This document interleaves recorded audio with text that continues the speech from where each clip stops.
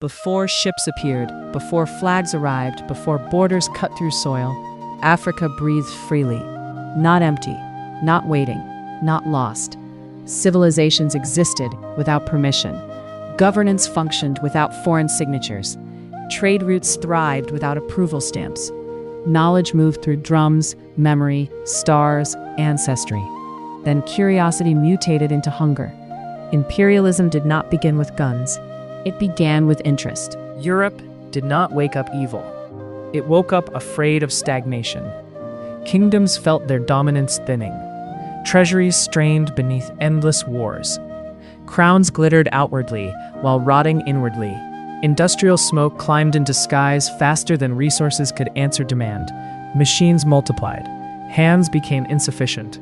Factories hungered endlessly, chewing coal, iron, flesh, hours, futures.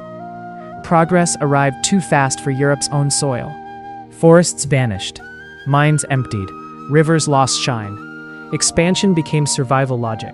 Not curiosity, not adventure. Necessity mixed with ambition. Africa entered European imagination not as a home, but as a solution waiting to be extracted. Maps shifted from art into strategy. Coastlines stopped being mysteries, became targets. Trade posts evolved into footholds. Footprints hardened into claims. Gold shimmered beneath rivers untouched by industrial ruin. Rubber trees whispered elasticity to inventors dreaming of wheels. Copper veins slept patiently beneath mountains unscarred by drills. Ivory rested inside forests shaped by memory, not machines. Human labor breathed everywhere, not idle, not primitive, not vacant. Skilled hands farmed. Blacksmiths shaped metal. Merchants negotiated long-distance commerce. Scholars passed knowledge orally where paper never survived humidity. Europe saw abundance. Europe ignored order. Explorers arrived carrying notebooks, compasses, crosses, contracts. They observed climates, measured rivers, cataloged people like resources. Observation turned possessive. Curiosity lost innocence. Language hardened. Descriptions shifted from people to potential. Villages became labor pools. Kings became obstacles. Spiritual systems became inconveniences. Explorers slowly transformed into claimers. Flags followed footsteps. Gunboats followed flags. Paper followed gunboats. Entitlement grew teeth. They called it discovery. Discovery suggests absence. Discovery suggests emptiness. Discovery suggests silence. Africa was neither empty nor silent. Drums carried governance signals. Paths connected economies. Sacred spaces preserved law. Trade networks linked deserts to oceans long before European sails learned direction. You cannot discover land already feeding millions. You cannot claim soil already holding ancestors. You cannot civilize societies already regulating themselves. But language was weaponized. If a people are described as lost, taking from them sounds like rescue. If a continent is framed as idle, extracting from it sounds productive. Imperial desire dressed itself as destiny. Europe did not march south screaming conquest. It whispered opportunity. It murmured development. It promised order. Behind those promises lived hunger. Hunger for materials, hunger for prestige, hunger for relevance in a world accelerating beyond Europe's control. Africa was not invaded first by armies. Need sharpened into strategy. Strategy hardened into domination. And the moment Europe looked south, history tilted. Not because Africa was weak, but because Europe decided it would not survive without taking. Imperialism refined brutality until blood became unnecessary. Noise attracts resistance. Silence enables theft. No battlefield appeared. No sirens warned villages. No African representatives stood present. Violence arrived dressed as diplomacy. Berlin, a winter city far removed from equatorial heat. Crystal chandeliers glowing above polished tables. Gloves removed politely, pens uncapped deliberately. Africa entered the room as an object, not a participant. Men spoke in measured tones, discussing territories like inventory. Languages shifted smoothly between French, German, English. Wine glasses clinked while destinies fractured. No drums echoed. No elders consulted. No translators invited to interpret consent. Maps lay flat, obedient beneath European palms. Africa was divided like bread by people who had never tasted her soil. Rulers who could not locate rivers divided watersheds. Men who never walked forests claimed timber. Officials unfamiliar with seasons assigned climates. Lines ignored rivers that once guided migration. Borders ignored kinship, tying families across valleys. Straight edges sliced through spiritual landscapes. Treaties ignored consent because consent complicates ambition. Paper replaced invasion. Ink replaced bullets. Documents achieved what cannons would have made messy. Signatures traveled faster than soldiers. Stamps traveled further than armies. European powers did not ask who lived where. They asked who could claim fastest. Agreement mattered only among themselves. France negotiated with Germany. Britain negotiated with Portugal. Belgium negotiated with ambition alone. Africa was never invited, not because Africans were incapable, but because presence disrupts theft. Imperialism learned something dangerous that winter. If decisions feel official enough, injustice becomes administrative. Robbery becomes governance. Occupation becomes law. Colonies were assigned like titles. King Leopold claimed millions as personal property without ever visiting. Administrators became owners, owners became authorities. The absence of African signatures was intentional. Consent would have exposed truth. Truth would have slowed momentum. So silence was engineered. Maps solidified into borders. Borders hardened into conflict. Conflict became inheritance. What happened in Berlin echoed across generations. Wars ignited where harmony once lived. Communities fractured along artificial lines. Identity became confused, then contested. This was not conquest. Conquest requires confrontation. This required coordination. This was organized robbery, carried out by men wearing suits instead of armor, executed using ink instead of steel, justified through paperwork instead of morality. Africa did not lose territory that day. Africa lost agency. And once agency is stolen, everything else follows quietly. Imperialism did not survive through force alone. Force opens doors. Control rearranges rooms. Once the flags were planted, once administrations were seated, once resistance was bruised but breathing, a quieter project began. Reprogramming. Control understood something ancient. Weapons subdue bodies, ideas capture minds. Languages were downgraded deliberately. Words that carried law, humor, grief, science, ancestry were labeled primitive. Tongues that shaped identity were framed as obstacles. Children were punished for speaking home sounds. Silence became safety inside classrooms. Spiritual systems were demonized methodically. Sacred forests were renamed pagan. Ancestral rituals were branded darkness. Healers became witches. Wisdom became superstition. Fear replaced reverence. Names were replaced without apology. Birth names carrying history were exchanged for convenience. Surnames shifted to satisfy registers. Identity bent to fit foreign ledgers. Memory was interrupted, not erased.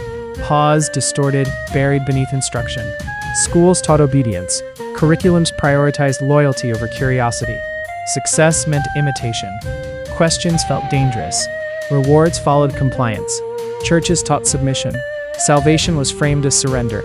Hierarchy was framed as divine order. Suffering became holy. Resistance became sinful. Administration taught dependency. Permits replaced autonomy. Taxes replaced tribute. Permissible movement replaced freedom. Authority replaced accountability. Resistance existed, everywhere, from forests to cities, from whispers to uprisings, from coded songs to open revolt. But courage frightened archives, so resistance was minimized, distorted, labeled rebellion instead of defense. Heroes were criminalized. Defiance became disorder. Memory was rewritten to protect imperial comfort. Imperialism needed Africans alive, not empowered. Alive to labor, alive to extract, alive to comply. Empowerment disrupts profit. Extraction became routine. Rubber quotas enforced. Minerals shipped outward. Harvests redirected. Labor timed, measured, exhausted. Punishment became policy. Whips enforced deadlines. Prisons enforced silence. Public displays enforced fear. Violence became administrative. Silence became survival. Speaking cost livelihoods. Thinking cost safety. Organizing cost life. Normality adjusted. Chains disappeared. Structures remained. Control settled into daily rhythm. Morning bells, work routines, permission slips, invisible ceilings. Imperialism stopped needing constant violence because minds were conditioned to cooperate. The most effective prison is the one its occupants defend. And by the time the world questioned colonialism, many Africans were already trained to doubt themselves, not because they were weak, but because reprogramming is patient. Imperialism did not end. It simply evolved. Flags changed, presidents appeared, new constitutions were drafted, parliaments convened, systems remained. Africa's landscapes were the same, but the rhythm of control had shifted. Economies were designed outward, not inward. Ports were widened for export, not local sustenance. Railroads carried minerals, not crops to feed children. Roads connected mines to harbors, not villages to markets. Infrastructure served the empire's legacy, not the people's future. Borders fueled conflict. Lines drawn by strangers, cemented by treaties, ignored centuries of coexistence. Families divided, ethnic communities split. Wars erupted where friendship had once prevailed. Africa inherited wounds, not tools. Industries built to extract never became industries of self-sufficiency. Governments inherited bureaucracies optimized for control, not for empowerment. Dependency replaced domination. Loans replaced chains. Debt replaced freedom. Advice replaced commands. Different accents spoke in corridors of power, but the direction remained unchanged. New institutions learned old tricks. Local elites were taught to manage what once belonged to foreign rulers. Development became conditional. Progress was measured by how much Africa served others. Even independence parades masked subtle continuations of control. Celebrations of liberation were punctuated with reminders: foreign expertise, foreign funding, foreign agendas. Ports hummed with activity, but most goods left, never staying. Factories built for extraction often stood empty. Workers labored for profit flowing overseas. Raw materials left, finished goods returned at inflated prices. Education promised mobility, but curricula were modeled after distant standards. Legacies of empire lingered in the languages spoken, the laws followed, and the economic policies inherited. Africa's voices were louder than ever, but their echo often reached ears trained to interpret through foreign frameworks. Infrastructure was a paradox. Bridges, roads, and railways existed, yet they often bypassed communities. Water systems flowed where management dictated, not where need demanded. Markets existed, but pricing mechanisms were inherited from systems designed for extraction. Currency dictated by institutions thousands of miles away. Interest and debt framed development as conditional generosity. The aftershock of imperialism moves quietly, but persistently. It shapes thought, expectation, and opportunity. It conditions negotiation. It defines success. It whispers that power comes from permission, not from self-determination. Africa's cities may shine with skyscrapers.